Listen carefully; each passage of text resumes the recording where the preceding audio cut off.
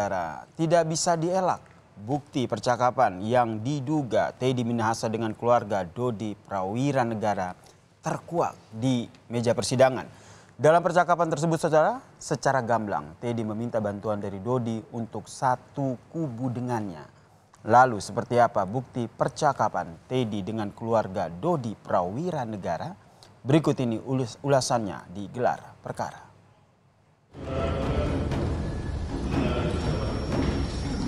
Kenapa kita harus, ini kan settingan, saya dapat informasi dari kepala BIN. Memang ini udah diinjak lama, dibututin, padahal tujuan kita kan nggak gitu. Siap. Tujuan saya itu supaya Dodi bisa nangkap si Anita, lalu bisa saya usulkan ke Bukit Tinggi lagi, kan gitu. Nah nanti rencananya kita buang badannya ke Arif aja semua, biar Dodi juga aman.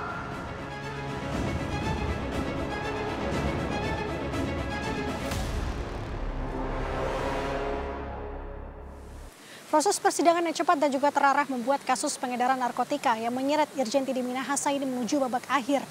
Yang dimana kita akan kembali mendengar dan juga melihat peristiwa-peristiwa apa saja yang terkuak selama proses persidangan terjadi, khususnya untuk terdakwa AKBP Dodi Prawiranegara.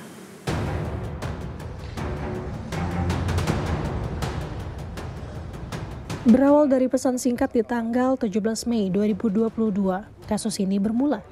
Di kala itu, AKBP Dodi Prawiranegara yang masih menjabat sebagai Kapolres Bukit Tinggi menghubungi Irjen Teddy Minahasa yang pada saat itu menjabat sebagai Kapolda Sumatera Barat untuk mengabarkan terkait rilis pengungkapan sabu seberat 41,4 kg. Yang dimana sebelumnya, pengungkapan tersebut berhasil diungkapkan oleh Polres Bukit Tinggi. Namun, melalui pesan singkat itu pula, sebuah jawaban di luar ekspektasi disampaikan Teddy Minahasa, yang justru meminta Dodi untuk mengganti sebagian sabu dengan tawas. Lewat WhatsApp. Kami melaporkan kapan tuh jadwal rilis sebenarnya. Terus jawabannya tadi untuk ganti sebahagian itu juga melalui WhatsApp ya. Tapi jelas disebut waktu itu ganti sebahagian. Betul yang mulia. Berapa banyak sebahagiannya disebut waktu itu? Waktu itu hanya sebagian saja, tapi saya jawab siap Dani Jenderal. Tak berakhir sampai di situ, menjelang rilis pengungkapan sehari sebelumnya, di tanggal 20 Mei 2022, Dodi Prawiranegara bertemu langsung dengan Teddy Minahasa di sebuah acara makan malam yang juga turut dihadiri pejabat Polri di sebuah hotel. Di malam itu pula, Dodi diminta menghadap Teddy. Dari pengakuan Dodi, ketika menghadap Teddy, ia kembali membahas perihal penyisihan barang bukti sabu. Meski dilema dan ragu melaksanakan perintah tersebut, atas asas royalitas bawahan dengan atasan, Dodi melaksanakan hal yang diminta Teddy. Yang dimana selanjutnya barang bukti sabu yang sebelumnya diamankan di tempat penjagaan yang ketat sempat dipindahkan ke ruang kerja Dodi untuk digantikan dengan tawas. Dan kemudian dari sanalah Dodi Prawiranegara diperkenalkan dengan Linda Pujiastuti alias Anita Cepu.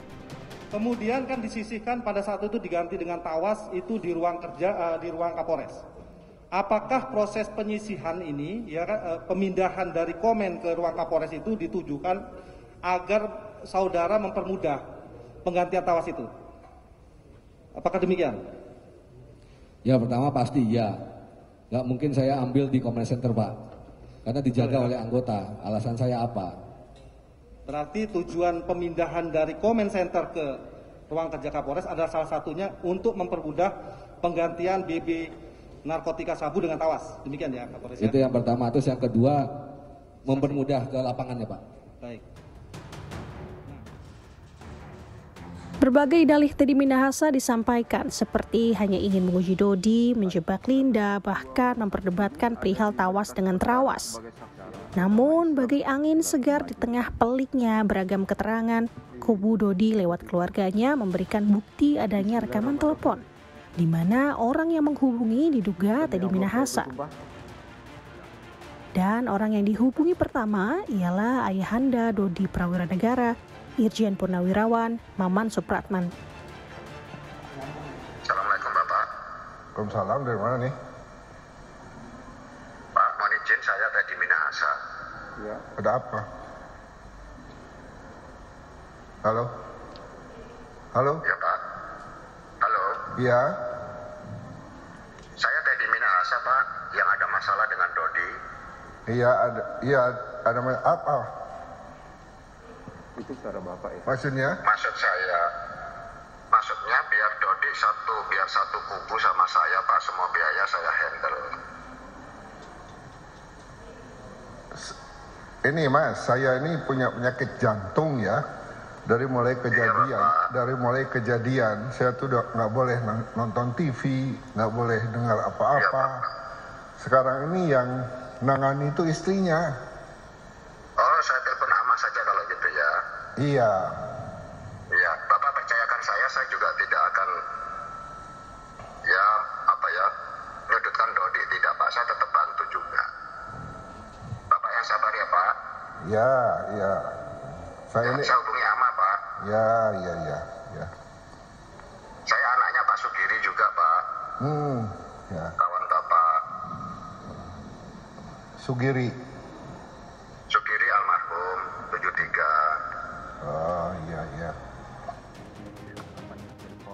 Meminta satu kubu, itulah isi percakapan terduga Teddy Minahasa dengan ayahanda Dodi Prawiranegara. Alih-alih ayahanda enggan untuk menanggapi lebih lanjut, pihak kedua yang juga dihubungi ialah istri Dodi Prawiranegara, yakni Rama Dharma Putri. Di muka persidangan isi percakapan diungkap, yang dimana diduga Teddy Minahasa kembali meminta Dodi menjadi satu kubu dengannya. Tidak hanya itu, Teddy juga menanyakan surat yang ia titipkan kepada istri Dodi untuk diberikan kepada Dodi Prawiranegara. Nah, kemarin yang tulisan saya sudah dipahami oleh Dodi ya? Nah, jadi kalau yang itu kemarin kan Ama masukkan di selipan buku, Mas Dodi minta dibawakan buku, Ama masukkan ke situ. Udah itu dibawa Mas Dodi, tapi Ama nggak baca, Pak, cuma Mas Dodi aja kan? Kak Dodinya baca nggak kira-kira? Harusnya baca karena saya bilangnya, ya ini ada di dalam gitu, tolong dibaca. Ama udah bilang gitu. Oh, terus responnya? Halo? Gimana setelah baca? Mas Dodi bacanya kayaknya di dalam, Pak, karena di situ kan Ama lagi sama pengacara sama yang lain juga gitu, jadi nggak dibaca di situ. Tapi udah yakin nyampe ya? Kalau nyampenya diterima, Pak, karena kan saya yang kasih lewat. Gimana? Saya ngasihnya di buku, masukkan ke buku, Pak, waktu itu izin. Bukunya langsung diterima Dodi? Iya, siap. Oh, maksud saya gini, Neng, biar paham. Siap. Kenapa kita harus, ini kan settingan, saya dapat informasi dari Kepala BIN. Memang ini udah diinjak lama, dibututin, padahal tujuan kita kan nggak gitu. Siap. Tujuan saya itu supaya Dodi bisa nangkap si Anita, lalu bisa saya usulkan ke Bukit Tinggi lagi, kan gitu. Iya, siap, Pak.